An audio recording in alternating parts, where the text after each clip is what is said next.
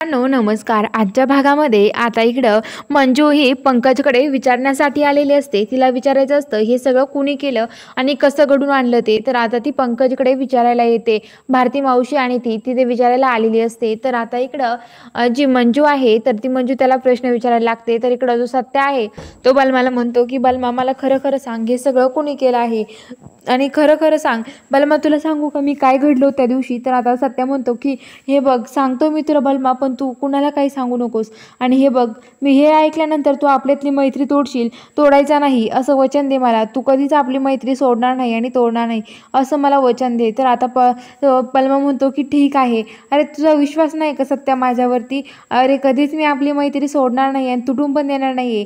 सत्या काळजी करू नको, किती काही घडलं ना तरी आपण सोबत आहोत एकमेकाच्या असं बोलतो. आणि आता ते म्हणतात की ठीक आहे सत्या. सत्या म्हणतो चल माझ्यासोबत टेरेसवर, तुला सांगतो. आणि टेरेसवरती बलमाला घेऊन येतो आणि तो सांगत असतो. तर आता इकडं जी मंजू आहे ती पंकजला विचारते सांगा या सगळ्या पाठीमागे कुणाचा हात आहे. तर पंकज म्हणतो की हे बघा मला सोडणार नाही तो माणूस, त्यामुळे मी त्याचं नाव नाही घेऊ शकत. तर आता लगेच मंजू म्हणते मी आहे ना, मग त्याची जबाबदारी पुढची सगळी माझ्यावर सोडा तुम्ही, फक्त सांगा हे सगळं कुणी केलं आहे. तर आता लगेच तो म्हणतो की ह्याच्या सत्या एक माणूस आहे, त्या माणूस म्हणजे तो सत्य आहे ना, तर सत्याकडे जातो मी, त्याला विचारा चौकशी करून बघा असं म्हणते. आणि आता लगेच ती आता जो पडवळ आहे त्या पडवळ म्हणते की पडवळ जा लवकर तुम्ही तिथे सत्याच्या घरी जा आणि त्या सत्याला सांगा की तुम्हाला वाघमारे मॅडमनी पोलीस स्टेशनला बोलवलं आहे. तर आता लगेच म्हणतो की ठीक आहे आणि तो जायला निघतो. आणि आता तो जातो तिथून. तर आता इकडं जी मंजू आहे तिला भारती मावशी समजावत असतात, म्हणत असतात की काय ग मंजू कशाला उगाच तू सत्यासोबत असं करते. अगं सत्य खरंच खूप चांगला आहे, तू असं वागू नकोस. अगं सत्य असं कधी करणार नाही, मला तरी नाही वाटत. सत्य खरंच खूप चांगला आहे. अगं तुला माहीत नाहीये तू का त्या माणसाला पाठवलंय आणि सत्य तुझा डाऊट आहे का. अगं तुला माहिती ना हा पंकज कसा आहे, मग कशाला उगाच त्याच्यावर विश्वास ठेवते. तर आता लगेच जी मंजू आहे ती म्हणते की भारती मावशी तुमचा जसा पंकजवर विश्वास नाही ना तसा माझा त्या सत्यावर विश्वास नाहीये, त्यामुळं मी नाही असं करू शकत. माझा विश्वास नाही आहे त्या सत्यावरती असं ती बोलते. तर ती म्हणते की विश्वास नाही असं का करताय तुम्ही. तर आता लगेच ती म्हणते की विश्वास नाही आहे ना, मग मंजू काय करायचं ना ते तू बघ. तर आता इकडं लगेच जी मंजू आहे ती तिथंच थांबते. तर आता लगेच इकडं सत्याला तो सांगत असतो काय घडलं होतं. आणि तो म्हणतो की हे बघ वाघमारे मग 300 वर्षापूर्वीचं दाखवतात, 3 वर्षापूर्वीचं दाखवतं. आणि त्याच्यामध्ये जी मंजू आहे ती ट्रेनिंगमधून जी ट्रेनिंग आहे चालू त्याच्यातूनच घरी निघून येते सत्याला भेटण्यासाठी. आणि सत्याला म्हणते सत्या मला तुझ्याशिवाय करमत नाहीये, मी नाही जाऊ शकत ट्रेनिंगला. तर सत्या लगेच तिला जवळ घेतो आणि म्हणतो की वाघमारे काळजी करू नका, मी आहे ना, तुम्ही जा ट्रेनिंगला. ओ तुम्ही माझ्यासाठी ट्रेनिंग कशाला सोडताय.